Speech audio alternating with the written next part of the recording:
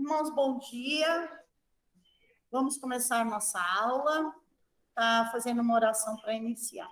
Alguém tem algum pedido especial no dia de hoje que a gente está colocando? Rita, pode falar.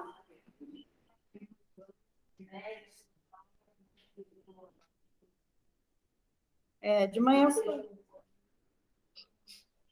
foi colocado na intercessão, mas a gente ora novamente. Mais algum outro pedido? Fala. A escola foi colocado na intercessão. Ah, sim, também. Os conflitos. Mais algum outro pedido? Pedir pelo povo lá de Petrópolis, sim, essas coisas, para que eu consulo que teve familiares exatamente. Tá certo. Então, vou começar orando. Senhor Deus, obrigado por esse dia, Pai, por esse início de aula. O Senhor trouxe cada um aqui, ó Pai, para aprendermos mais de Ti, Senhor, glorificarmos o Teu nome, Pai, com esse estudo. Que agora tenhamos um coração realmente voltado para o Senhor, que tenhamos a nossa mente, Pai, aberta ao que o Senhor quer falar, ao que o Senhor quer nos ensinar.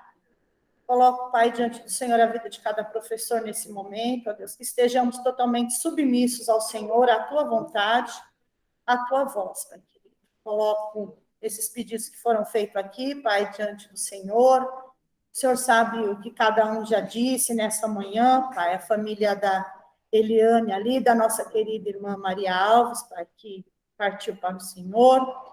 O Senhor visite essa família, ó Deus, mais uma vez nós pedimos que o Senhor guarde-os desse sofrimento, que o Senhor esteja consolando, Pai, ajudando eles a vencer esse momento, confiando sempre no Senhor.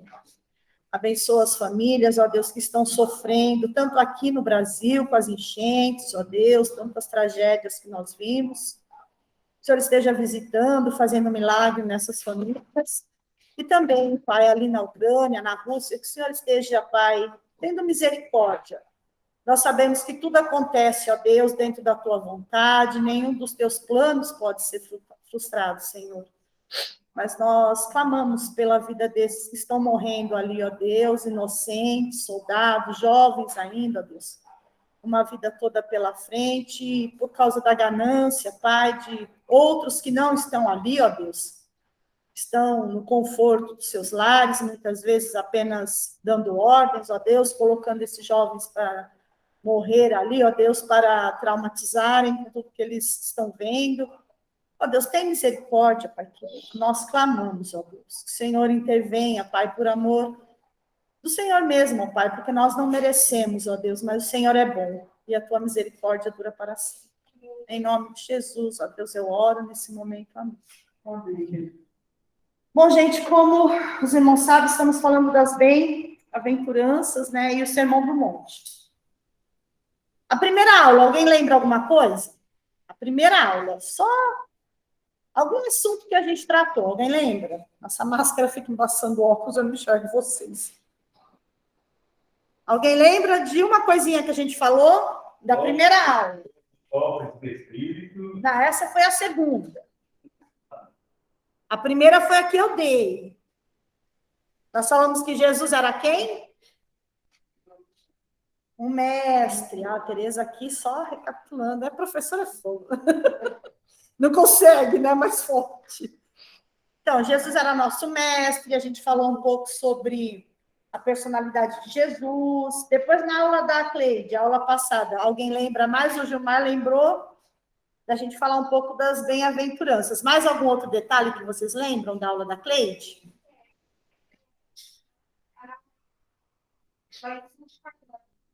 Padrão, eu falei na primeira aula, viu? Você estava. Acho que ela deve ter repetido também. Mas eu lembro que também foi um tópico da minha aula. Algum outro? Lembra alguma outra coisa? Da aula da Cleide? Ela falou para quem Jesus falava. Para quem que Jesus falava na aula da Cleide? Vocês lembram? Para os discípulos e depois para as multidões. Depois ela falou também um pouco sobre a felicidade, segundo Jesus. Falou um pouco também sobre o reino, né? Como seria a chegada desse reino para a gente. E hoje eu vou continuar falando do caráter do cristão. Gente, algumas bem-aventuranças. Mas hoje nós vamos falar especificamente dessas 8 que são citadas. Aí a gente vai parar um pouquinho em cada uma. Por quê? Porque essas bem-aventuranças, gente, eu vou tentar escrever organizado, tá? Se eu me perder, vocês me perdoem. Valores de Cristo. São iguais os valores do mundo? Sim ou não?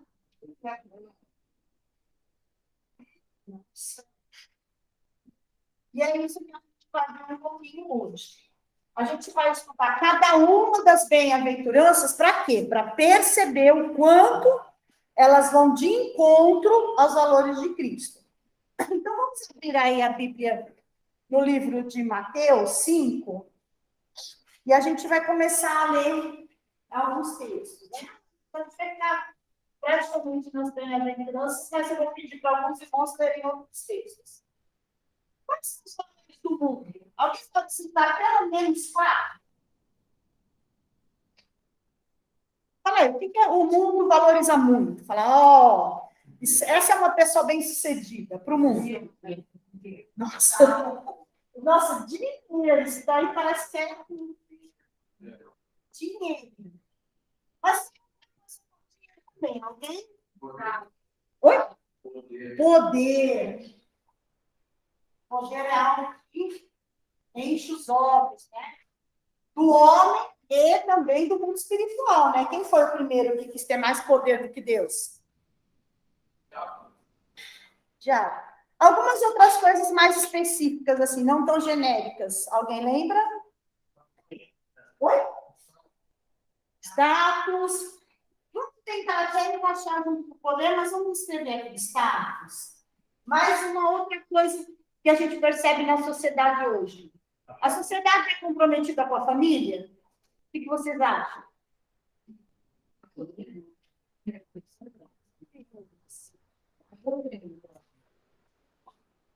Quem falou que sim? Tem umas que sim, mas no geral, a visão que a sociedade passa é de compromisso com a família? As pessoas, né, só na Oriana, né? Aí, como eles querem vender um produto, eles pegam aquilo que comove. A família linda, reunida na mesa. É o sonho de muitos. Muitos não têm isso. Eu acredito que muitos aqui, graças a Deus, a maioria, eu creio que tem, não todos, mas o que o mundo anseia é aquilo. Aí a propaganda mostra aquilo para poder vender o produto. É uma coisa muito estranha, né? Como eles mexem com a cabeça, né? Às vezes com isso, com a família. Tem uma outra coisa também que o mundo valoriza muito. Vamos lá, alguma coisa aí que vocês têm em mente? Nossa, tá matou.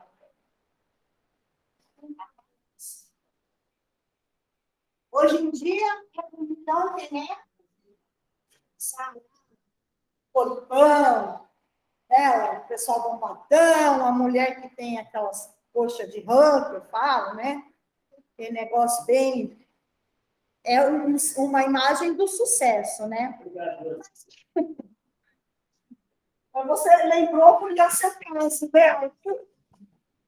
Você se identificou com isso. Tem uma mocinha que eu gosto muito dela, ela chama Atleta de Peso. Alguém conhece? Segue no Instagram? Não? É uma moça, não sei se negra ou preta, tá? Eu ainda não me atentei como falo isso hoje. Mas tem que falar negra, né? Então vou usar esse termo. Ela é negra, ela é bem gorda, e ela faz vídeos falando que o corpo gordo é capaz, né? Então, ela faz exercícios, tudo, mas eu não sei se ela tem algum metabolismo, porque ela não emagrece. E ela fala desse preconceito com a pessoa gorda, e é muito legal. E realmente ela fala, nunca foi saúde. Ela sempre fala isso no final dos vídeos. Ela pega exemplos das pessoas na academia, tirando barato de quem é gordo, quando chega um gordo já vai perguntar se ele emagreceu, se ele está cabendo nas roupas. Então, ela pega situações que mostram o preconceito Com a pessoa gorda, ela fala assim, nunca foi questão de saúde, sempre foi estética. Porque as pessoas realmente, é difícil, só se você já está doente, alguma coisa, que você busca uma ajuda. Mas as pessoas realmente, elas querem emagrecer por questões estéticas. Por quê? Porque é imposto, é a propaganda da Doriana, é a propaganda da mulher bonita ser só mulher magra. Então, também, isso é algo que é um valor que a sociedade quer colocar na nossa cabeça. Esses dias eu estava vendo um site de bebida, um trabalho que a Bruna sabe, a gente faz, a Bruna fez e passou para mim. A gente pega nome de empresa, e por coincidência era empresa de bebida. Aí passava as imagens com as moças lindas, com a cerveja, o uísque. Eu falei, engraçado, quando eu vejo a mulherada bebendo, é cada tranqueira. Acabadas, inchadas, sabe, toda judiada, não tem aquela coisa linda que está passando ali. Só se é uma moça nova que está começando agora, ainda pode ser. Mas quem já está naquela pegada de bebida, está destruída. Mas a imagem é o quê? É uma coisa legal, bonita, você vai ser aceita socialmente. Então, esses são os valores do mundo. Então, todo mundo passa para a gente. E Jesus, ele vem de encontro a esses valores. Ele vem mostrar que nada disso é importante. Vamos ler aí, ó, a primeira bem-aventurança, no versículo 5. Alguém lê Mateus 5? Pode ler do 3, acho que até onde fala aqui, os pobres de espíritos ou os humildes de espíritos. Lê só esse trecho para mim, por favor.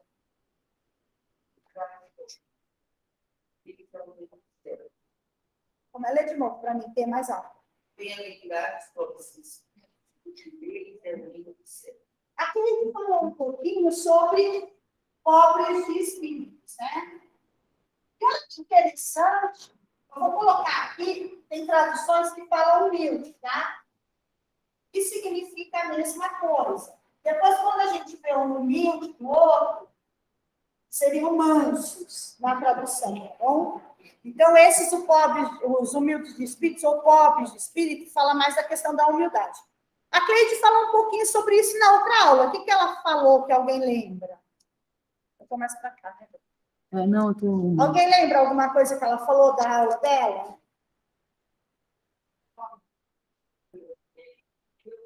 Aquele que depende de Deus. Alguém acha para mim, Mateus 7.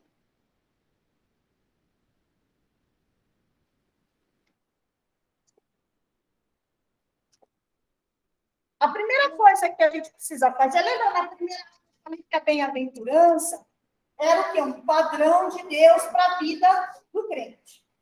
Então, o que o crente tem que ser? Ele lê as bem-aventuranças, na verdade, todo o Sermão do Monte. Não só as bem-aventuranças, mas todo o Sermão do Monte é um padrão que Deus exige de todo crente. Todo crente. E as quatro primeiras bem-aventuranças, elas vão falar do relacionamento da gente com Deus. E as outras 4, da gente com o próximo. Então, olha que interessante, nos 10 mandamentos também é assim, né? Os 4 primeiros do homem com Deus e o restante com o próximo. Eu achei essa que eles colocaram aqui, que a gente está estudando, muito boa. E aí você consegue memorizar que são 8. 4 com Deus e 4 com o próximo. E ser humilde de espírito, ser dependente de Deus é a primeira. Se você não depende de Deus, não reconhece o senhorio de Deus na sua vida, você não vai partir para as outras. É a mesma coisa que amar a Deus sobre todas as coisas lá nos mandamentos. Se você você não coloca Deus em primeiro lugar, o resto dos mandamentos é impossível de você tentar, observar. Não vou nem falar obedecer, porque é só pela misericórdia. Observar. Então, nas bem-aventuranças é a mesma coisa. Ser humilde de espírito é a primeira atitude que você precisa ter. Alguém lê para mim Mateus 7, o versículo 21.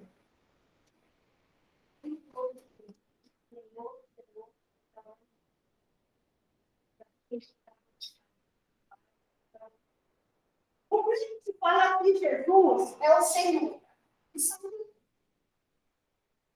Senhor, deixa eu ler um texto nosso Senhor e Salvador. Jesus é Salvador, ok, certo? Todo mundo acha ele bom. Não quer ir para o céu. Ninguém, em sua consciência, com a mente esclarecida, quer ir para o céu. Mas, Senhor, Jesus é Senhor da sua vida? Você entregou a vida dele? Quer dizer, a sua vida para ele? Desculpa. Fala, Rô.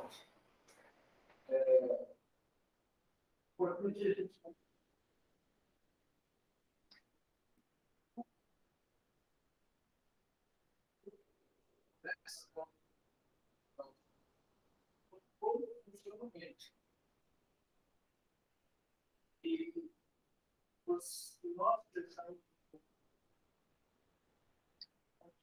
a gente vai ver que está sendo apresentado assim ao reino de Deus é um contraponto ao reino secular, ao reino do qual você sobre o que realmente regia a sociedade. Sim. A sociedade Exatamente.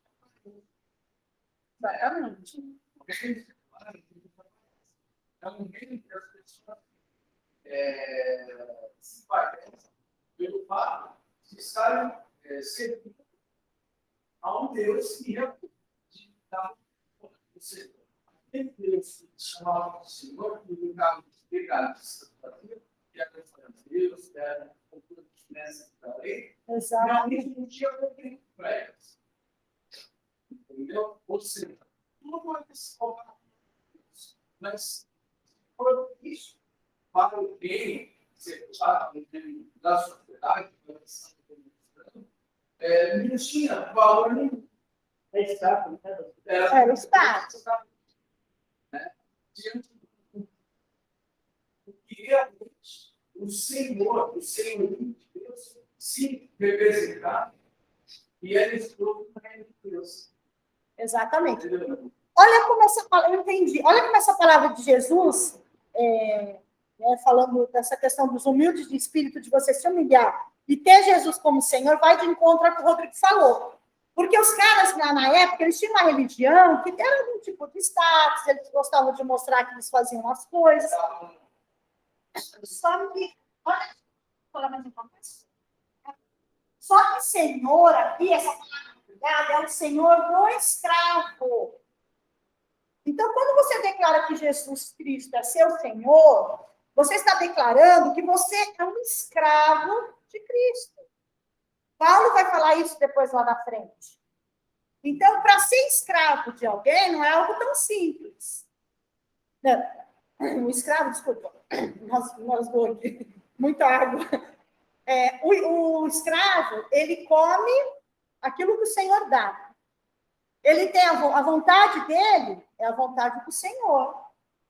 Então, olha como é muito mais, algo muito mais profundo do que aquela sociedade entendia como ter Cristo como Senhor. Então, é isso que o Rodrigo falou, eles viviam de aparência, mas aqui o que Jesus está falando são os humildes, aqueles que se submetem, nós estamos à vontade de Deus. 2 Crônicas 7,14, não precisa ler, repete comigo aí, todo mundo, fala o versículo.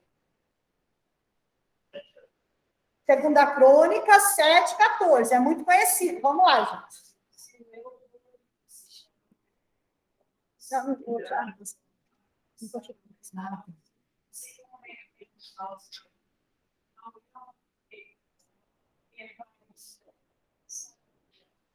Olha a condição para Deus atuar junto ao povo e tratar de todas essas questões. Se humilhar vem primeiro. Então, se o povo não buscar a face de Deus primeiro, e se humilhar e reconhecer a necessidade, Deus ele fica impossibilitado de fazer as outras coisas. Não é que Deus não quer. É que se Deus fizer, vai cair no coração como aqueles fariseus. Deus tem quase que obrigação de fazer para mim, entendeu? Então, às vezes, realmente Deus não faz porque ele vai passar essa mensagem. De que a pessoa não está reconhecendo, ela está sendo vaidosa. Então, isso não é a vontade de Deus. Uma outra coisa. que Jesus fala, né? Para a gente receber qual que é o galardão aí de quem é a humildade, humilde de coração. Para os humildes de coração, o que vai acontecer? Quem se humilha diante de Deus? Fala aí, Rodrigo. Fala aí. O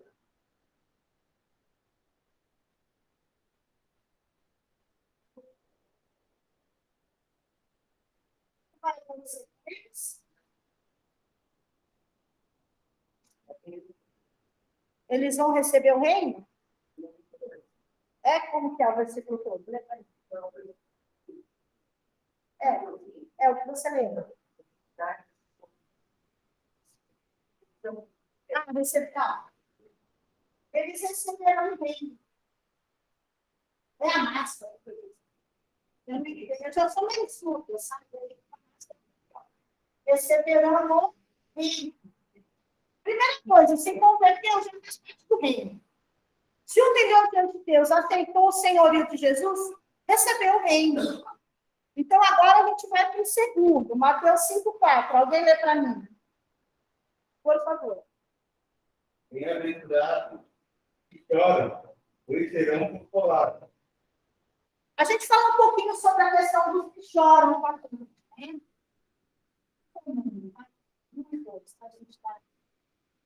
Os que choram. Gente, motivo para chorar.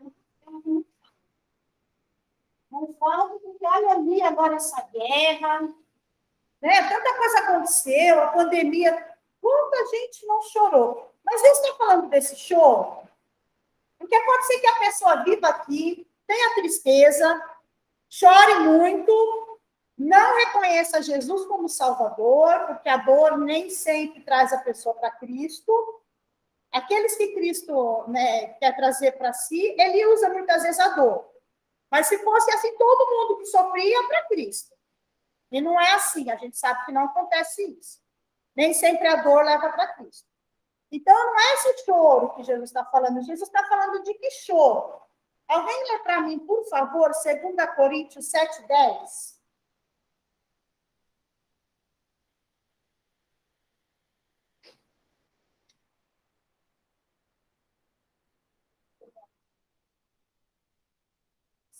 Coríntios 7:10. Rejeita segundo a Deus, não produz memória. Assim, arrependimento que leva à salvação e a tristeza segundo. Como é que é? Fala mais alto. A tristeza segundo a Deus, não produz memória. Assim, arrependimento que leva à salvação e a tristeza segundo. O Rodrigo está lendo aqui a tristeza, mas acho que alguma versão que fala choro, não tem? Não, Oi? Fala choro? Lê para mim, então, nela, Rodrigo.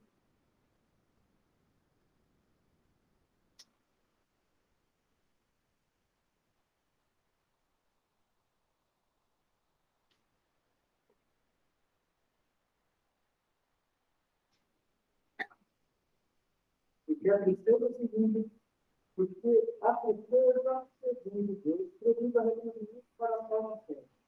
E ninguém trata pesar na tristeza do mundo produz a morte. Mas está falando tristeza de novo, né? Ninguém tem uma tradução que fala choro? Deixa eu ver se a minha tem aqui. A minha deve ter. 2 Coríntios 7:10.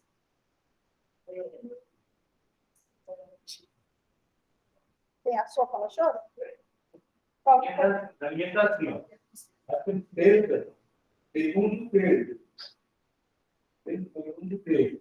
Não produz remorso, mas sim um arrependimento que leva à salvação.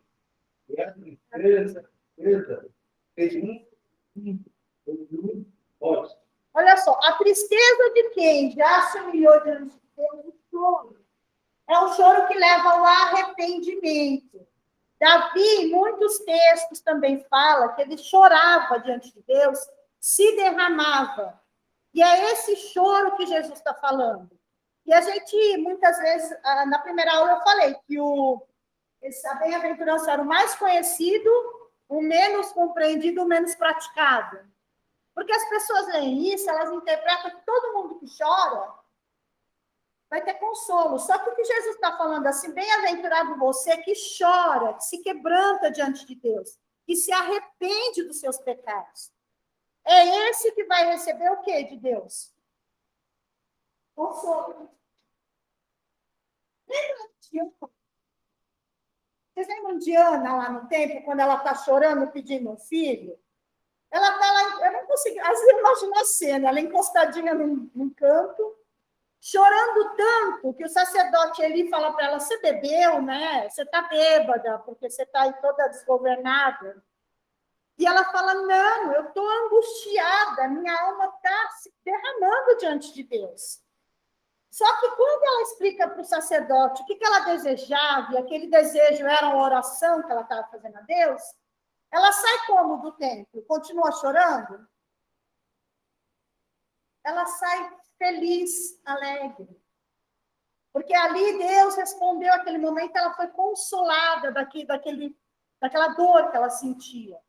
Então, é isso que Deus faz quando nós nos colocamos diante de Deus, clamamos. Eu lembro muito da irmã Zilda, na oração, quando a gente fazia aqui de manhã, ela sempre falava, o povo de Deus não chora mais. O povo de Deus ia orar e chorar. E eu voltava para casa pensando nisso. Falava, a irmã Zilda está querendo dizer que o povo de Deus não se arrepende mais dos pecados. É um derramar. E a gente quer que a igreja seja avivada. Como vai chegar um avivamento na igreja se quando você ora, alguém está orando, você está olhando para o relógio e pensando na feira? Tal hora eu vou para a feira. Como que vai ter um avivamento na igreja se quando o pastor está pregando, você está pensando que amanhã tem que ir na lotérica pagar uma conta? Eu estou citando alguns exemplos, é claro que é muito mais amplo do que isso, porque a oração na sua casa, se você se derrama diante de Deus, se você se quebranta, se enche do Espírito Santo, você vai estar em todos os lugares buscando essa mesma presença. Né? Então, é algo que acontece, é um processo. Então, esse choro que a gente precisa colocar diante de Deus, que Jesus está falando aqui, os que choram serão consolados, é porque você vai ter uma resposta de Deus no seu arrependimento. E o próprio Espírito Santo nos constrange. Quando você se aproxima de Deus, mais você reconhece quanto você é imundo e pecador. Eu tive uma experiência uma vez, a gente fez um acampamento com o pastor Ricardo e o pastor Milton Mariano. A gente foi lá em Mogi, para aqueles lados. E eu lembro que quando tinha um salãozinho, um sítio, um salão onde foi feito culto no sítio lá. E eles já estavam reunidos ali em oração e louvor quando a gente entrou para participar, já estava um pouco antes. Eu nunca vou esquecer, quando eu entrei naquele salão, gente, foi uma coisa assim, sobrenatural mesmo. Eu entrei, sentei, eu comecei a chorar, sem ter nenhuma explicação. Mas eu chorava. Aquele lugar, assim, encheu meu coração de tal maneira, e eu vi, assim, eu só conseguia chorar, me derramar diante de Deus e falar quanto eu era pecador, quanto eu precisava de Deus. Então, a gente precisa... Mas como que isso acontece? Quando você busca a presença de Deus. E aí você encontra isso. E aí você é consolado. Jesus fala, os que choram são consolados. Mas você precisa chorar se quebrantando na direção de quem? De Deus. Você precisa se humilhar na direção de quem? De Deus. Fala, Rô. Oi? Deus. Você percebe como essas primeiras bem-aventuranças, elas têm uma relação direta com Deus? Essas ordens de Jesus é para que você se relacione com o Pai. O terceiro, alguém lê para mim, por favor, 5:5. Bem-aventurados os humildes, pois eles receberão a terra por herança. Esse humilde, no estudo da palavra, está querendo dizer manso. E o que é uma pessoa mansa para vocês hoje? Essa eu quero ouvir, gente.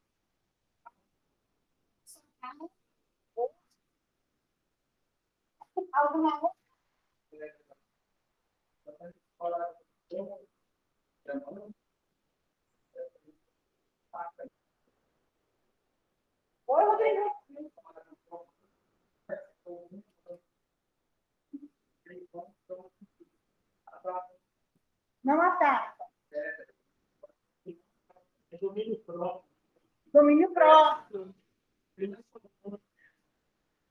Só que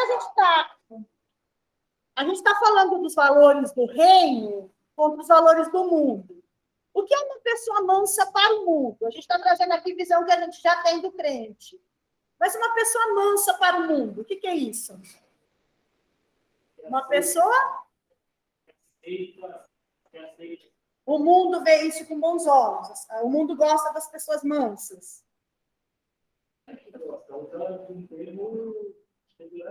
Pejorativo. Fala, Bruno.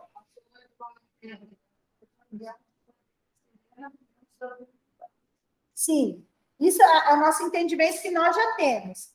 Mas para o mundo, uma pessoa mansa, muitas vezes é uma pessoa o quê? Pessoa boba, uma pessoa mole, uma pessoa que deixa todo mundo fazer o que quer, que não tem iniciativa. Já repararam que uma pessoa de gênio forte é sempre uma pessoa grossa, estúpida, briguenta? Ninguém fala que o missionário que está lá tomando tapa na cara é uma pessoa de personalidade forte. Ninguém fala que aquele que aguenta, que ora pela família, que faz, né, tudo que a gente entende aí como algo que edifica a família, que acrescenta. Ninguém fala que ele tem uma personalidade forte. Só o que está brigando, o que está sendo inconveniente, é uma pessoa forte de espírito. Não, ela é grossa, ela é sem educação, é isso que ela não é forte. Né? Não tem personalidade forte, ela não tem educação, é diferente. Né? Porque a pessoa que tem personalidade forte é aquela pessoa que demonstra o caráter de Cristo. Essa pessoa é forte. Né? Essa pessoa é determinada. Então, a gente vê aqui que os valores do mundo colocam a pessoa outras pessoas sem iniciativa. Quando, na verdade, a pessoa muitas vezes está até orando muito, ela tem muita iniciativa. Ela não está sendo mandona, não está sendo estúpida. Mas, fala, Bruno. O meu serviço é ainda para assim, ter mas ele só você sabe quem você se é isso em você mesmo. Você pode interpretar, né? Na muita situação, eu com certeza vários na isso. A mudança que fez na minha vida. Exatamente. Uma vez a irmã Zilda foi até... A irmã Zilda não, a irmã Miriam foi até numa EBD, ela deu um exemplo que me marcou muito. Ela falou assim, a pessoa mansa, não é que ela não tenha a força, mas ela tem o domínio próprio. Ela é como um leão, que pode chegar aqui e comer todo mundo. Só que se ele é manso, ele vai controlar aquela força que ele tem. Então, é mais ou menos isso mesmo. E Jesus era assim. Jesus podia descer fogo do céu e queimar lá todo mundo? Podia, não podia? Mas ele não fez. Sabe por quê? Porque a pessoa mansa, submissa a Deus, ela confia que Deus está tomando a causa dela. Então, o manso servo de Deus, ele é um manso assim. Né? Ele não toma a causa própria. Moisés era manso por quê? Ele não sabia liderar um povo, ele não sabia se colocar submisso a Deus para chegar no faraó e falar das pragas?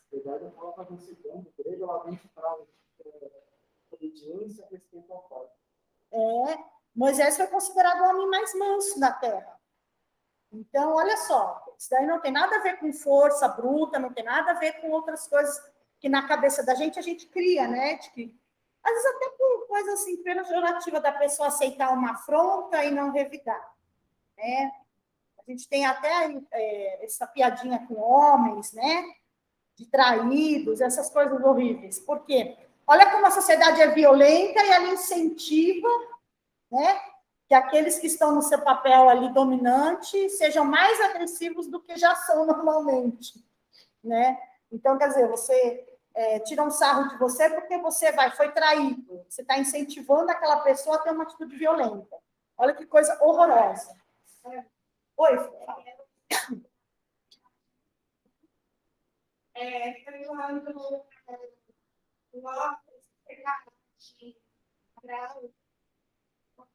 sim, que ele para escolher as terras, né?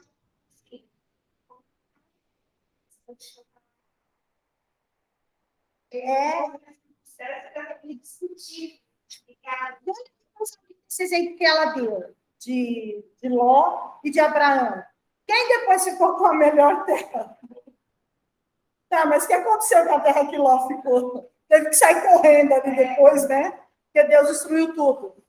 Portanto, ainda que naquele tempo a autoridade era menor a respeitar. E Abraão era está sobre Ló, era sobrinho. Ele abriu notícia também. Olha como o valor que Jesus os valores que Jesus está ensinando bate mesmo com os valores do mundo. Um outro, ó, a gente pode até, para tentar desenvolver essa mansidão, sempre pensar na soberania de Deus. Pode falar, Pedro.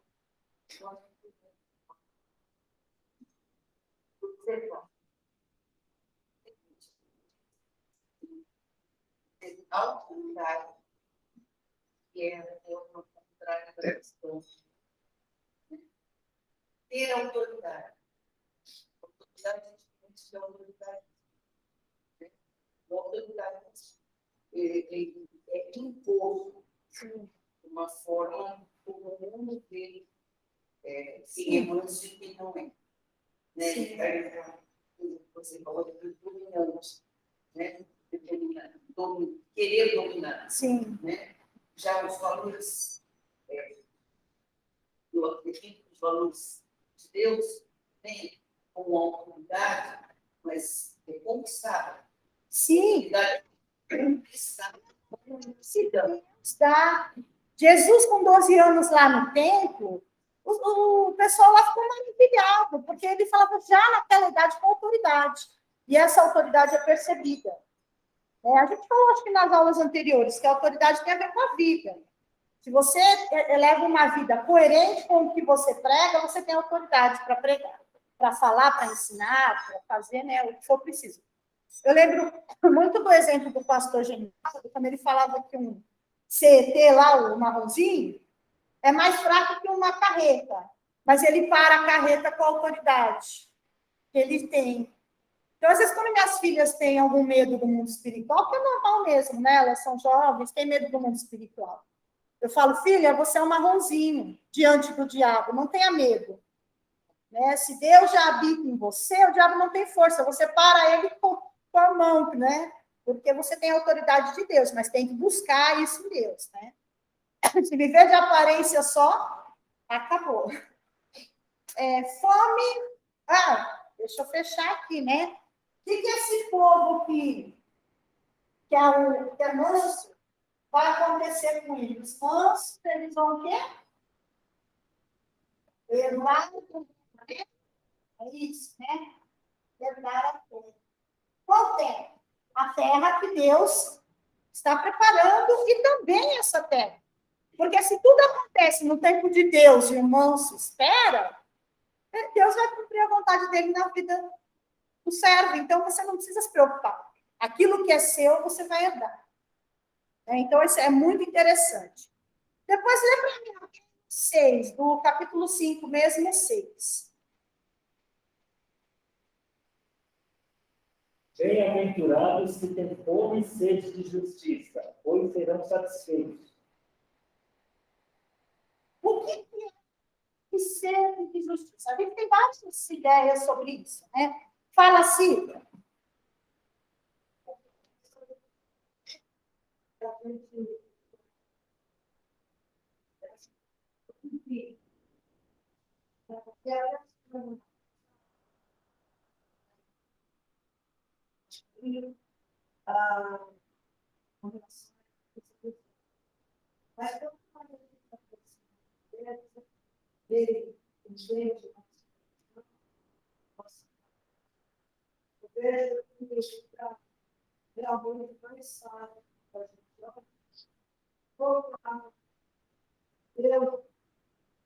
Situação porque a justiça daqui por dentro é incoerente. Sempre que tem as incoerências ao outro manifesto que também é justo. Então, isso que Deus não faz para que a gente possa não ser assim, coerente, demagogo. Esse texto, quando Jesus fala isso, olha só que interessante, ele não está falando da injustiça social, ele não está falando da fome que o mundo passa, aí, essa fome que a gente vê debaixo dos viadutos, nos lugares. Não, não é isso. E a gente muitas vezes lê, interpreta, e às vezes se cria até doutrinas em cima disso, né? O que é muito errado. Fome, o que é justiça? Eu falei, não é possível, que eu não estou entendendo isso aqui. Justiça. Achei muito legal a definição, porque ajudou muito. Que está em conformidade com o que é certo. E aí é interessante. O que é certo pode ser para mim, não ser para você. Aí cai nisso que a Cida está falando. A justiça é justa até muito. É certo até muito. Precisa tomar cuidado quando a gente fala de lei moral. Porque a lei moral certa para a gente é a lei moral de Cristo. Para os muçulmanos é outra lei moral. Fala, Rô. Sim. É interessante, né?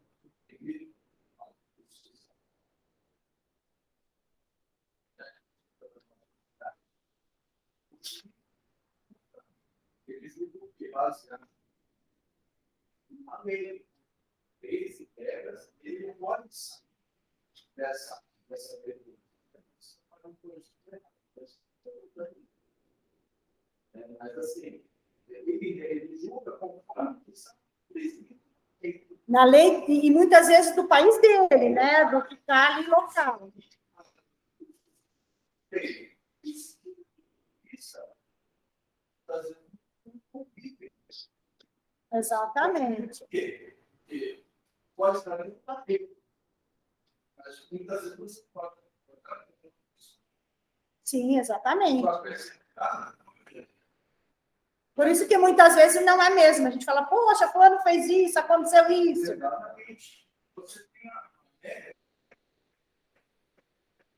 Também é a lei de Deus. Sim.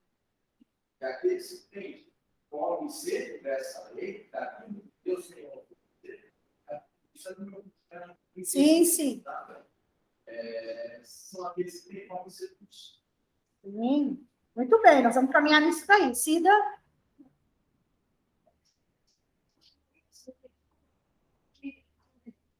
Mas o que acontece? É a experiência de vida da sua maturidade. Porque ele informações, a visão dele como ser humano, atrelado com a vida. O que acontece? Muitas vezes, a pessoa muito jovem, fica usando de ter ser cheia ou assim, Sim. só que ele não tem filho. A gente vai na lei, ser. Agora, como um juiz, ele tem que realmente pensar. A lei é isso. E a minha visão de vida, pelo que eu sei, pelo tudo que eu já pensei, eu acho que é assim. Ele tem que mesclar as coisas e o mais próximo Da justiça. Né? Mas ainda assim, pode querer se aproximar do que da justiça mesmo, né? Se ele não tem temor a Deus. Mas é interessante.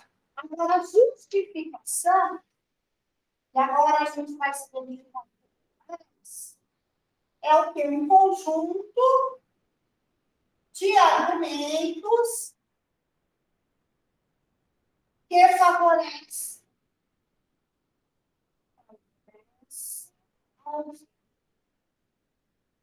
Alguém está no Gênesis? Abre aí, por favor, Gênesis 15, 6.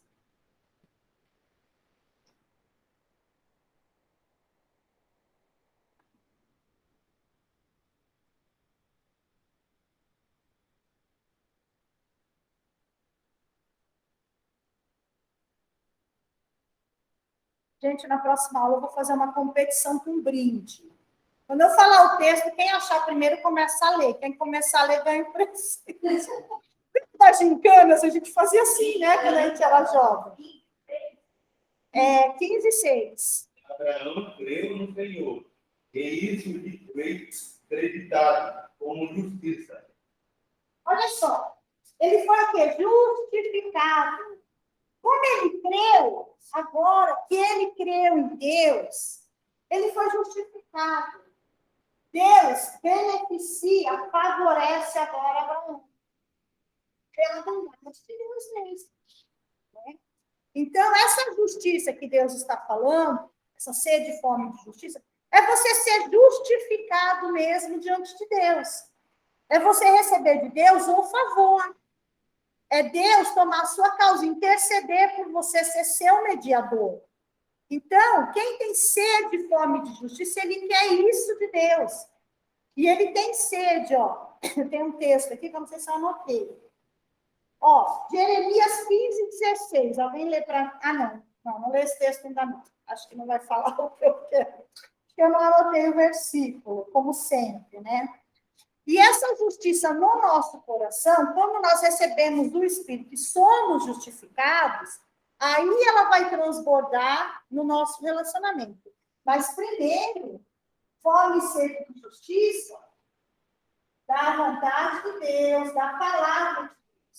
Tem textos, eu não sei se foi esse aqui que eu marquei, o Salmo 63:1, que Davi fala que tem sede. Não, é esse texto sim, desculpa, gente. Alguém lê para mim, Salmo 63:1.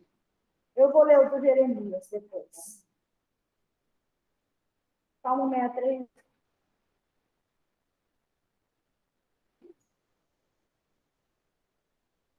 Alguém achou?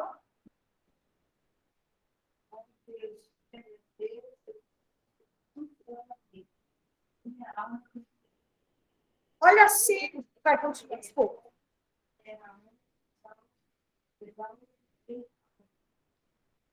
Olha a sede que Jesus está falando. O salmista, ele tem sede de Deus. É essa sede ali, ó, que ele está falando. Olha o texto de Jeremias 15. Jeremias 15:16, fala o seguinte. Quando as suas palavras foram encontradas, eu as comi. Elas são a minha alegria e o meu júbilo, pois pertenço a ti. Então, o que Jesus está querendo dizer é isso. Bem-aventurado quem tem fome e essa sede de ser justificado por Deus. De ter esse intercessor, essa pessoa que está... Pode falar, Álvaro.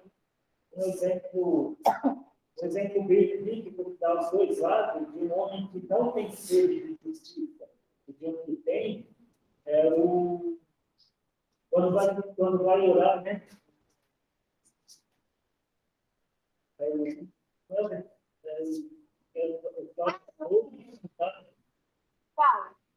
Quando um fala assim, Senhor, obrigado porque eu não sou Publicano, parceiro. pode ser publicano. Quando fala isso, ele fala, Senhor, obrigado porque eu não sou como esse publicano. Eu jejuo, eu faço isso. Ele não está sempre dentro da justiça. Eu faço isso, faço aquilo, faço tudo.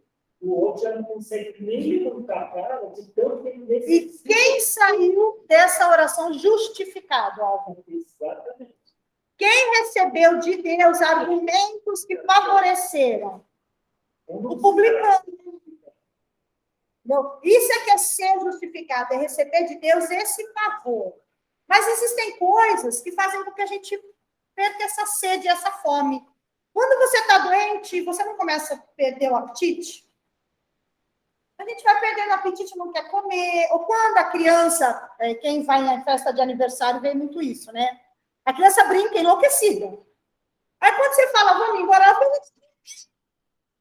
Porque é de praxe isso, né? Na hora que você vai embora...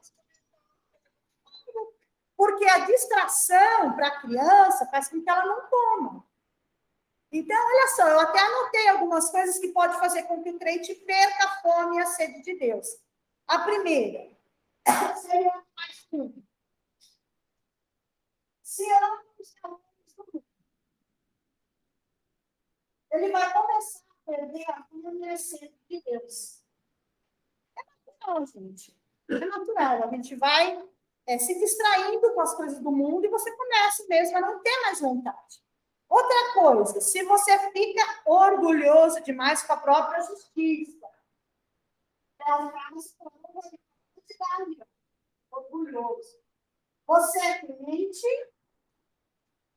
aí você acha que você começa a orar bastante, que você vai muito na igreja, aí você já começa a achar que o outro irmão vai pouco, começa a marcar as vezes que ele veio, faltou, porque você começa a se achar melhor. Então, quando esse orgulho vai crescendo pela religiosidade, você começa a julgar os outros. Gente, isso é natural. Tudo que a gente acha que faz melhor do que alguém. É sinal que você já está julgando o outro. Então, isso faz com que você vai perdendo esse apetite das coisas de Deus. Outra coisa, quando você se desanima, eu gostei do texto que ele usou uma palavra sonolento. E aí a gente pode até identificar as pessoas que perderam interesse de ouvir a palavra. Você está pregando e falando, mas ela está distraída, ela está cansada, ela está desanimada, nada mais chama atenção, não tem mais o brilho nos olhos de você ouvir aquela novidade, porque deixou de ser novidade. O que não é verdade, porque a palavra de Deus se renova, sempre traz um novo ensino. Então, quando você está sonolento na vontade de aprender de Deus. Outra coisa também, quando você está, peraí que eu li aqui, mas já foi o tempo de ir até ali que eu esqueci. Preocupado com a estética. Você fica no crítico, às vezes, aqui, ó. Você está preocupado com a estética. Se fulano fala bem, eu nem vou escutar. Se não tem uma boa oratória, não tem nada a me acrescentar. Olha como isso vai minando a vontade da gente buscar mais conhecimento de Deus, buscar mais a palavra de Deus, né, se aprofundar muito mais nisso. Oi?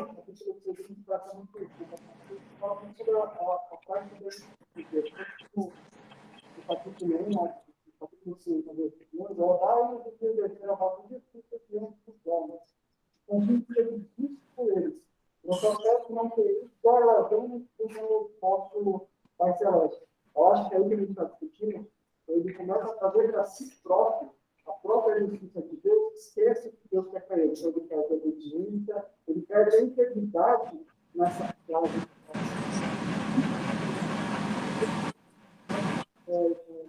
Não é mais íntegra.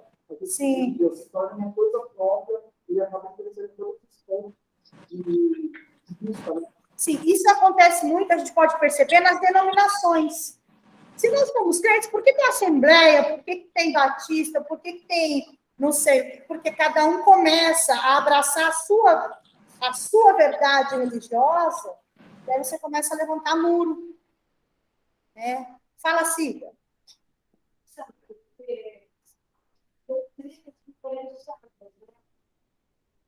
Então, mas porque você não está vendo como um todo. Eu não, ó, gente, agora eu vou defender a minha causa. Eu não acho que só os batistas vão para o céu, claro que não, quem sou eu para falar isso? Mas eu acho a Igreja Batista uma igreja muito equilibrada. Apesar da gente também ter aí nossas dificuldades, mas eu acho, por quê?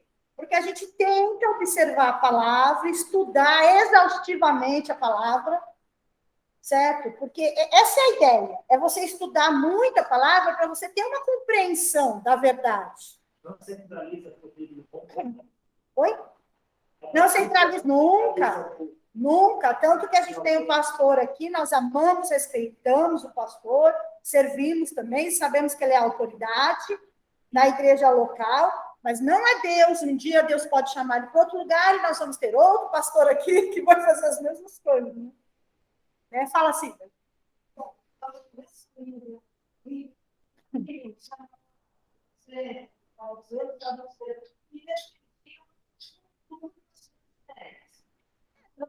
Ele também tinha problemas como a gente tem hoje, questões financeiras, os saduceus eram uma elite, era um pessoal assim, mais de grana, né? Então, tinha toda essa influência de poder, como tem hoje também. A gente vê que hoje também tem.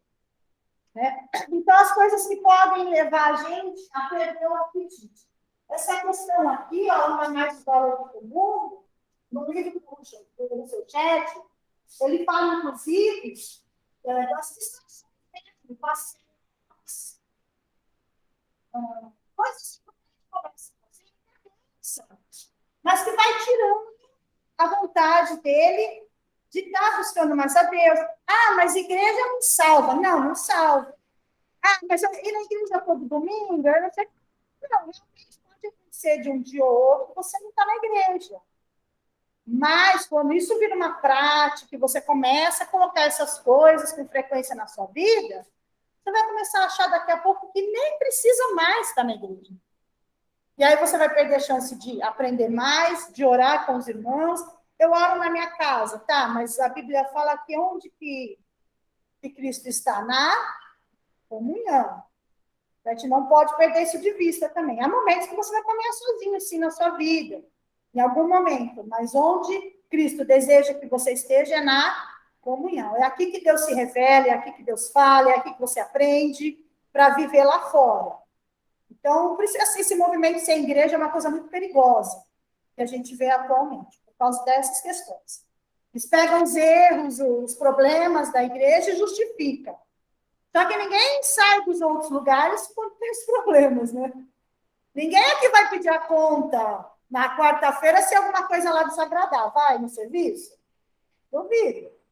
A gente vai, né, tentar. Aí, mas quando chegar na igreja, nada pode tentar resolver. Aqui tem que ser ferro e fogo. Fala, Silvia. E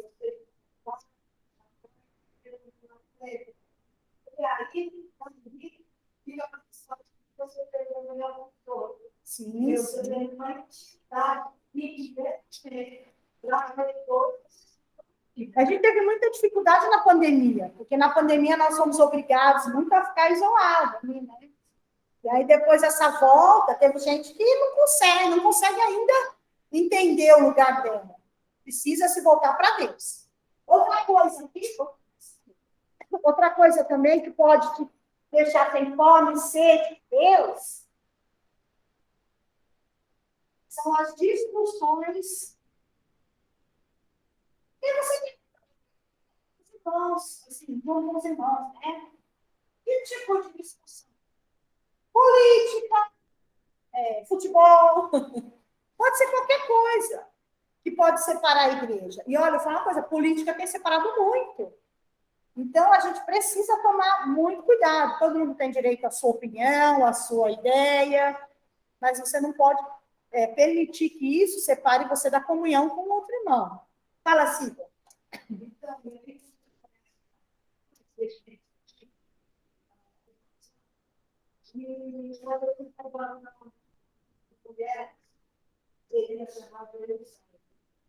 Chamado como? Ele sai. Ah, tá. E ela anda soltando. Ah, sim. Mas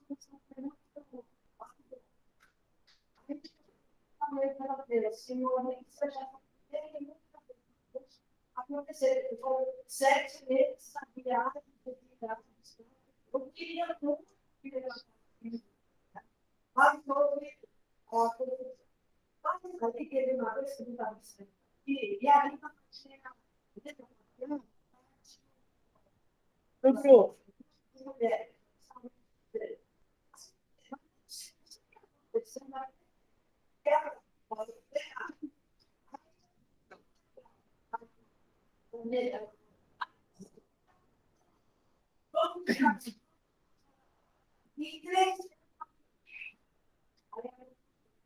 Essas coisas pode parecer que não, mas elas minam o desejo, sim, da sede e fome de Deus.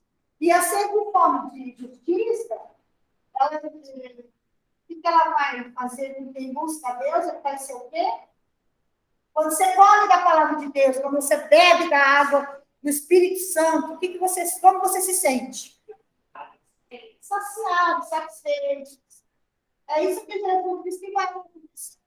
Essa fome. E em Deus, essa fome é saciada. Se você não está sendo saciado, Vamos rever aí algumas coisas, porque a palavra de Deus é verdadeira, nós cremos assim. Então, é Deus que está errado? Não. Provavelmente a gente precisa buscar muito mais e não deixar essas distrações aí nos afastar da fome e da sede de Deus. Os outros quartos, a gente vai assim. Reparam que esse quarto tem a ver com nosso relacionamento com Deus. A próxima, alguém leu 5:7. Bem-aventurado misericordioso, pois eles obterão a misericórdia. Um passivo, quem não tem misericórdia, ele não entendeu, então ele está sendo misericordioso com ele também. O que é a misericórdia? Ontem eu li um exemplo muito legal. O filho fez uma arte, o pai falou que ele ia dar 10 cintadas, colocar ele de castigo. Aí o pai deu 5. Aí o filho falou, mas por que você só deu 5? Ele falou, porque eu usei de misericórdia com você. Então, quando você é misericordioso, você usa de bondade com quem não merece. Né? Mas você faz isso, não como algumas pessoas fazem, para ganhar algum tipo de notoriedade, ser visto. Você faz isso, a verdadeira misericórdia que Jesus está falando aqui com o outro, é quando você entende que Deus foi misericordioso com você. Você merecia as 10 cintadas, mas Deus não deu. Na verdade, Deus te levou para tomar um sorvete, mesmo de castigo. O que ele fez? Ele foi gracioso com você, isso é graça. A misericórdia é um mal que a gente não dá, que a pessoa merece. Deus fez além, ele deu um presente. Ele não só castigou um pouquinho, mas ele presenteou ainda, isso é graça. Fala, Cida.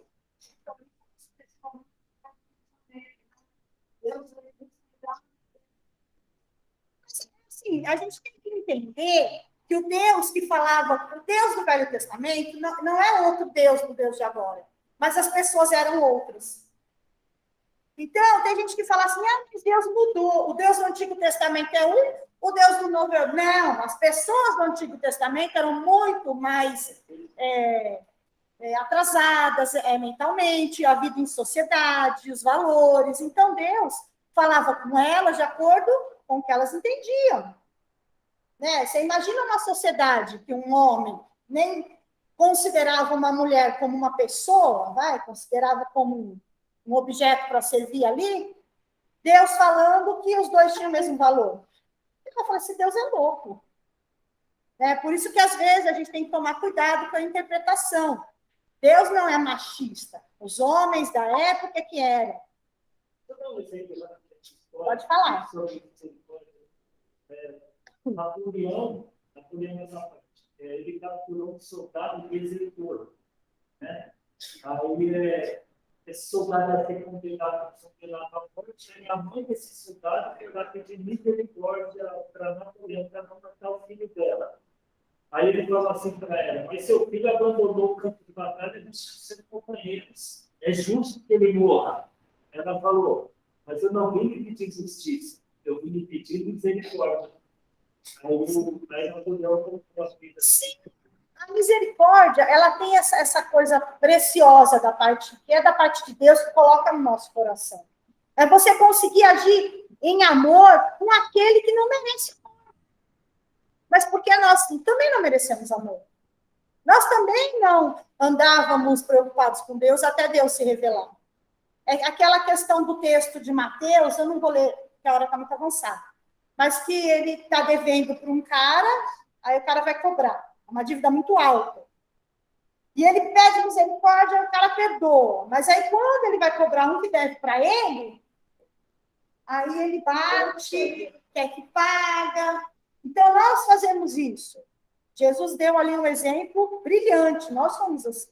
Nós queremos ser beneficiados, mas na hora de beneficiar o outro, né, a gente sempre usa umas regras que são muito interessantes para a gente. Um exemplo assim, bem simples, é a mentira, né? Ninguém aceita uma mentira. Mas se você precisar livrar sua pele, você mente. Então, mas quem nunca mentiu? Mas se alguém mentiu para você, não mentira, é um absurdo. A gente precisa entender a nossa humanidade, né? Às vezes a gente quer viver dentro de regras que não são possíveis. Não são possíveis na nossa humanidade. Então, nós precisamos clamar misericórdia de Deus. Os misericordiosos, eles sabem que eles Deus está olhando. Você é misericordioso, você está buscando isso em Deus, com a ajuda do Espírito Santo, porque de nós mesmos a gente age como esse credor aí, né? Então, Deus age com misericórdia. É uma coisa, assim, maravilhosa o que Deus faz. Os limpos de coração, 5:8. Alguém lê para mim, por favor. Bem-aventurado Limpos de coração. E significa a pessoa de coração nos relacionamentos também. Mas o coração, aquele representa a minha vontade. Bem-aventurados os limpos de coração, ou seja, aqueles que submetem a vontade deles a Deus. Lê alguém para mim, por favor, Jeremias 17:10.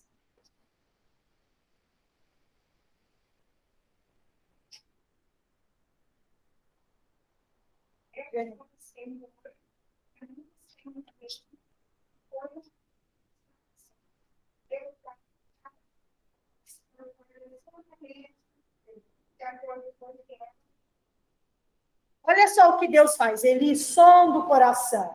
Eu estou aqui ajudando o Rodrigo, estou fazendo um benefício para ele. Eu estou fazendo isso de coração puro? Deus sonda o coração. Ele sabe e ele revela. Deus é o grande promotor da nossa vida, da vida do crente, principalmente, né? Ele revela a nossa intenção. Então, os puros de coração é quem realmente está com essa intenção dentro ali da vontade de Deus, daquilo que Deus realmente quer. Tudo que por exemplo, essas guerras, a gente fala muito das guerras, né, de tudo que acontece. Vem da onde isso daí? É Deus? É Deus que está matando os soldados lá na Ucrânia? É a mão de Deus que está sobre eles? O que está acontecendo ali? É o coração. É o coração do cara lá que é o petróleo que está na terra lá, entendeu? É o egoísmo. Então, você vê que, na verdade, o que gera todo o conflito é o nosso coração. Então, Deus está falando aqui, os limpos de coração. É aquele que realmente submete esse coração para Deus sondar. O seu coração hoje, se Deus fizer sair uma varredura, como ele está em relação às suas intenções? Em relação a como você vive, como você serve a Deus. Nem vou falar como você vive, porque a gente sempre comete nossos erros. Né? Ninguém aqui vai passar o scanner e vai falar, não tem nada. Está limpinho. Não, mas como está isso em relação à sua vontade de buscar mais a Deus, de ser uma pessoa mais purificada, santificada em Deus? Então, Deus ele faz isso. Em 1 João 1:9, fala assim. Nossa, gente, eu pus esse versículo porque é o do meu batismo, porque antigamente, quando a gente batizava, a gente falava um versículo aqui, né? Se confessarmos os nossos pecados, ele é fiel e justo para nos perdoar e nos purificar de toda injustiça. Então, quando passar o scanner aí, opa, eu estou vendo coisa aqui, porque Deus revela, ele sonda o coração. Ele vai... Não tem crente cego que não sabe o que está fazendo. Entendeu? Só se for muito ingênuo mesmo e nunca conheceu a Deus. Aí ele pode até achar que aquele pecado é normal. Mas se ele realmente se encontrou com Deus, quando passar o scanner ali, e aparecer a manchinha, o 1 João 9 fala o quê? Se confessarmos os nossos pecados, ele é fiel e justo para nos perdoar e nos purificar. Então, passando o scanner no coração aí, a gente vai colocar diante de Deus. E aí Deus vai fazer o quê? Se revelar. Verão a Deus. Gente, que coisa maravilhosa isso. Quando eu li essa palavra, eu falei, Senhor, eu vou ver a tua face mesmo, por causa da tua bondade, não porque eu mereço, né? Mas por causa da tua bondade. Então, eu quero esse coração, eu quero buscar esse coração. Bom, falaram para Jesus assim, Senhor, então é impossível. Mas Jesus disse que para Deus nada é impossível. Então, a gente está confiando nisso. O outro, ó, pacificador, 5:9. Alguém lê para mim, Sente? Bem-aventurados os pacificadores, pois eles serão filhos de Deus, chamados filhos de Deus. Pacificadores. Pacificadores são os que promovem a paz. Mas existem algumas pessoas que deveriam, assim, ser logo reconhecidos como pacificadores. Por exemplo, quem prega o evangelho. Olha só, alguém lê para mim o versículo Isaías 52:7.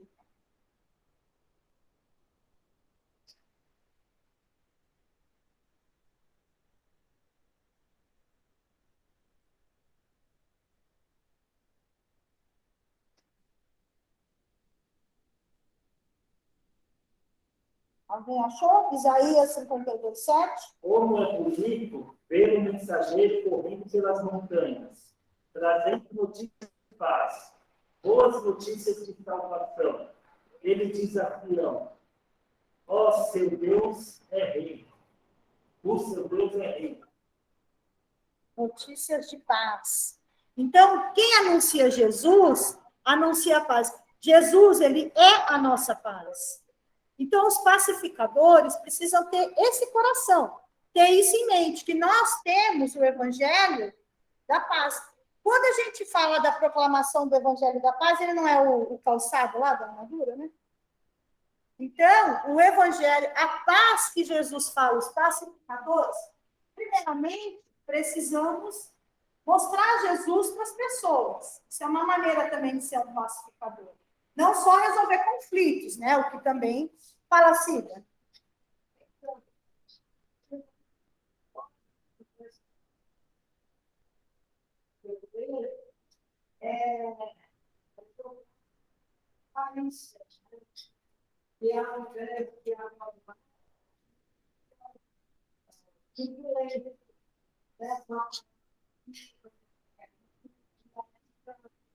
Ó, tudo que a gente viu das bem-aventuranças, quando você vai falar de um pacificador, você não, uma coisa não completa a outra. Se você é um crente que julga muito, você não está semeando contento? Porque se você se acha juiz de alguém, você está sendo um semeador de contendas, não é? Então, são várias situações que a gente pode observar. Se você não estiver debaixo desse padrão todo de Jesus, você vai começar a falhar em outros pontos dessa exigência. Né? Então, o pacificador, ele só chama de filhos de Deus. Quem é o filho de Deus? Já pensou você ter que ser comparado a Jesus? É isso que Jesus está falando. As pessoas vão olhar para você, se você for pacificadora, e vão ver a mim. Vocês serão chamados filhos de Deus, porque vocês vão refletir a minha personalidade, o meu caráter. Olha que coisa séria. Como Jesus agiria? Aquele livro Em Seus Passos que faria Jesus, eu não li. Foi um dos poucos livros que eu não li, que eu tenho em casa. Mas deve ser mais ou menos isso. Como você deve agir, né? Parecido com as atitudes que Jesus tinha. Então, o crente precisa se espelhar. Ser chamado de filho. Gente, tem crente que parece filho do cão, infelizmente. E, assim, isso não é coisa que eu estou julgando, é coisa que a gente escuta falar, porque, graças a Deus, eu não conheço esse crente. Fala, Silvia.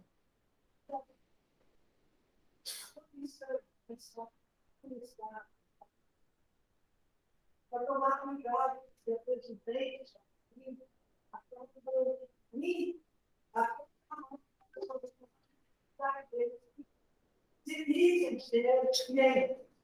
Exatamente. Ser chamado de filho de Deus, como os crentes podem ser chamados de filho de Deus? Se alguém não tem isso ainda, é uma boa objetivo para você colocar aí no seu ano de 2022. Não é o objetivo de 2022, que as pessoas olhem e falem, aquele é o filho de Deus, hein? Eu quero isso muito para a minha vida, é o que a gente deseja. Né? A gente quer muito avivamento na igreja, então vamos buscar isso. A gente está aprendendo sobre ele. Por que ele não está acontecendo?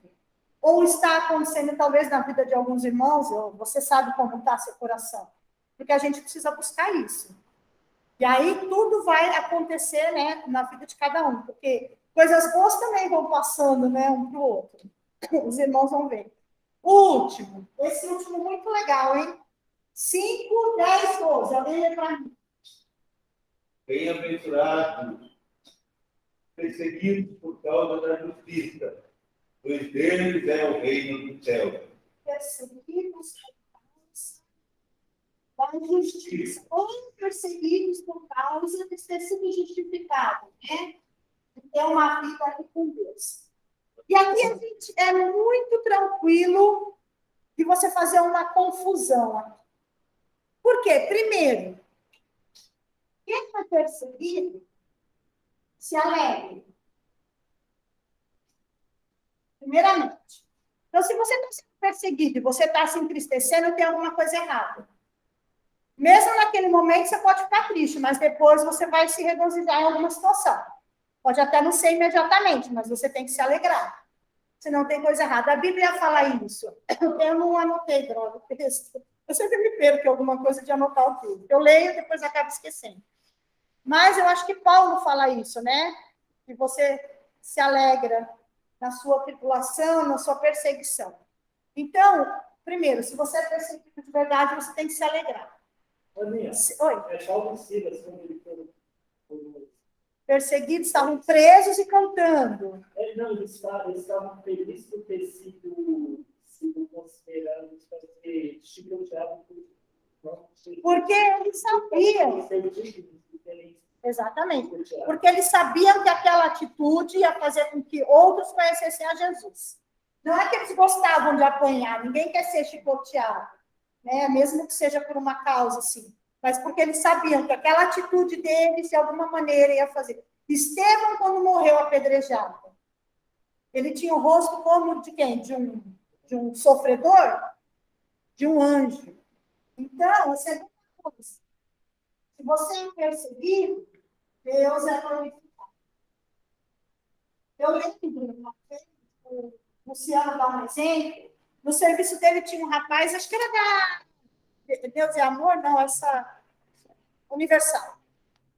E esse rapaz, ele implicava com todo mundo, ele toda hora ficava falando, você usa isso, você fala isso, você não sei o que lá. Não sei nem quantas vezes ele falou de Jesus de verdade, mas ele criticava, ninguém gostava dele. Aí um dia ele foi reclamar para o Luciano. Ele falou, nossa, como eu sou perseguido nesse serviço. O Luciano falou, você não é perseguido, você é chato, por isso que ninguém gosta de você. Porque quando a gente é perseguido, o nome de Deus é glorificado, e você se alegra com aquela perseguição, porque você vê Deus agindo através dela. Para a gente terminar, eu vou contar uma história. Aconteceu comigo uma vez, quando eu cuidava de uma tia minha doente, alguns já sabem que eu já devo ter falado isso na aula em alguma ocasião. Era uma tia muito idosa, caiu, quebrou a perna, não tinha filhos, ficou eu e a minha prima que morava com ela no mesmo quintal cuidando.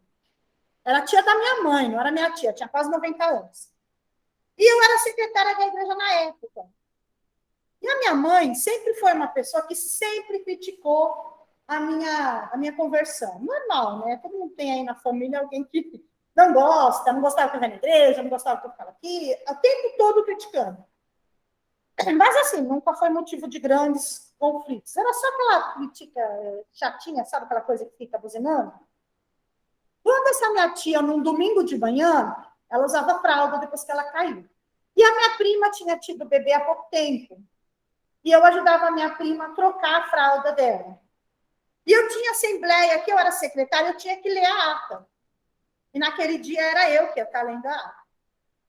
Aí, acabando, eram umas 8 e pouco da manhã, eu estava acabando de dar uma olhada, estava até no computador, vendo a ata, tudo. Uma outra tia me ligou, que morava, a mãe dessa minha prima que morava, falou assim, olha, a tia precisa trocar a fralda. Você vem para cá para trocar com a Thelma? Que era minha prima. Eu falei, não, eu não posso. Vou fazer o seguinte, eu vou ligar para minha mãe, eu tenho um compromisso na igreja, e minha mãe sobe aí e ajuda ela a trocar, não tem problema, não vai ficar sem trocar a fralda. Ah, não, mas você tem que vir, porque eu não aguento. Eu falei, não, ela não vai ficar sem trocar a fralda. Eu vou falar para minha mãe subir e trocar. É tia da minha mãe, inclusive, não é nem minha tia, né? Mas você sabe como são essas coisas, né? Aí eu falei, ela ficou insistindo, insistindo, e aquilo foi... Eu percebia que a insistência, ela queria que eu estivesse lá, né, nesse momento. Eu falei, eu não posso, eu tenho esse compromisso, ela não vai ficar. Não é como se eu não cuidasse da minha tia. Lógico que qualquer coisa que ela precisasse, não tivesse outra pessoa, eu deixaria a igreja sem problemas nenhum, colocaria alguém aqui e faria. Mas era algo que outra pessoa, minha mãe, poderia fazer. Então, eu percebi que aquilo era uma perseguição. E nesse mesmo ano, meu irmão tinha separado da esposa, tinha gerado uma grande dor na minha família, uma grande tristeza. Aí eu falei, ela falou, tudo bem, então, se você não vem, a sua mãe vem. Quando eu fui ligar para minha mãe subir, ela já tinha ligado, o telefone estava ocupado da minha mãe. Aí ela falou assim para minha mãe, isso a minha mãe me contou, não foi ninguém assim, minha mãe. Ela ligou para minha mãe e falou assim, nossa, essa igreja é para nada, hein? Para me criticar, porque eu não estava indo lá ajudar minha tia. Aí minha mãe fez assim, graças a Deus, porque se o meu filho e os seus filhos fossem como ela, nós não estaríamos sofrendo o que a gente sofre hoje com as nossas famílias dos nossos filhos. Eu não estaria passando toda a dor que eu estou passando agora com meu filho, não teria a família dele separada e seus filhos não estariam todos no álcool. A mulher ficou, não precisa subir, eu troco a fralda da mulher qualquer. Quando a minha mãe me contou aquilo, eu entendi que aquilo tinha sido uma perseguição e que o testemunho naquele momento era escolher as coisas de Deus. Se eu tivesse largado tudo e ido lá trocar fralda, ela nunca teria escutado isso da boca da minha mãe. E Deus não teria sido glorificado. Então, quando você tem uma perseguição, cuidado. Cuidado. Pode ser que às vezes você está escolhendo as coisas de Deus e não é hora de escolher as coisas de Deus. Mas pode ser também que é para ser as coisas de Deus e você não está entendendo. Se Deus for glorificado nisso, você acertou. E a perseguição teve ali o propósito de glorificar Deus. Então, tenham isso em mente, a perseguição sempre glorifica Deus, exalta o nome de Deus. Não, nem imagina, né? Eu fiquei agradecida a Deus e para mim aquilo foi o testemunho que me marcou. Falei, o diabo pode estar usando a vida da minha mãe para me oprimir naquela época. Hoje ela está enferma, coitada.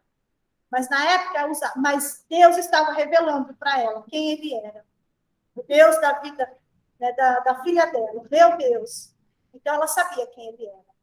Ela só, infelizmente, ainda não quis. Espero que tenha essa chance. Amém, irmãos?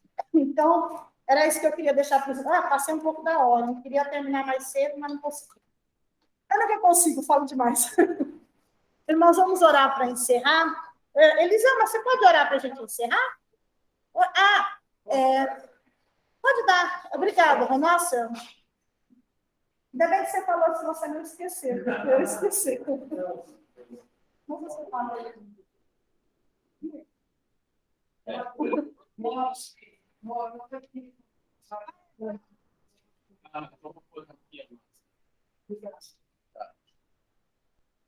Bom, irmãos, aos que estão aqui e aos que estão na ferramenta, né? A minha incumbência aqui dessa manhã é informá-los, é dar um aviso sobre o que faremos domingo que vem pela manhã, tá? No tocante à venda de mistura. Domingo que vem pela manhã, as irmãs estarão preparando, né? É isso, né, Su? Estarão preparando um almoço aqui embaixo de venda de marmitex, tá? Só que vai funcionar da seguinte forma: não é um marmitex completo, tipo arroz, feijão, ou seja, aquele marmitex executivo, né, que a gente está acostumado. Será, assim, a mistura, tá? Que no caso é o bolo de carne, muito gostoso, por sinal.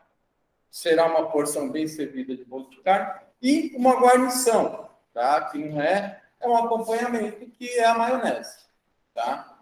Estará sendo disponibilizado aos irmãos por R$60, tá? Então, aquele irmão que quiser adquirir a sua mistura para poder compor o almoço de domingo que vem, deve reservar, ó, se eu não me engano, com a Verinha, tá?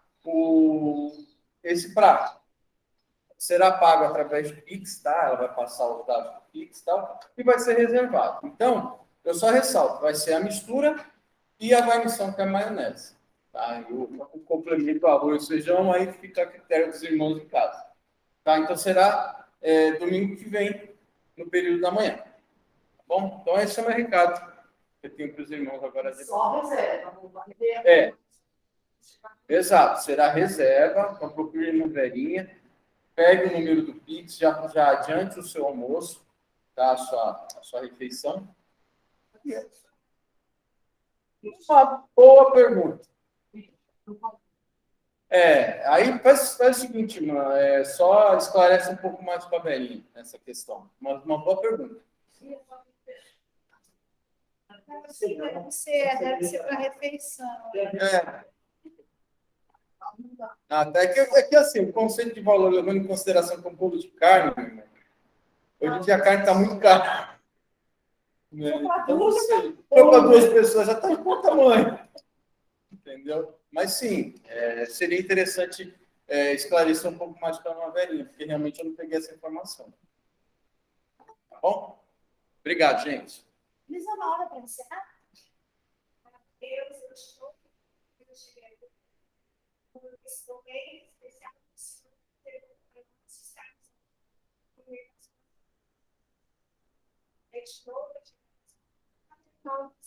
e pode abrir um pouco se ele está tem uma vez que continua capacitando cada dia. Aí a gente pergunta para gente que tem o nosso fim, leva-nos em paz, e que nós possamos ter melhor isso. Tudo que nós devemos seja para todos. Em nome de Jesus. Amém. Gente, obrigada.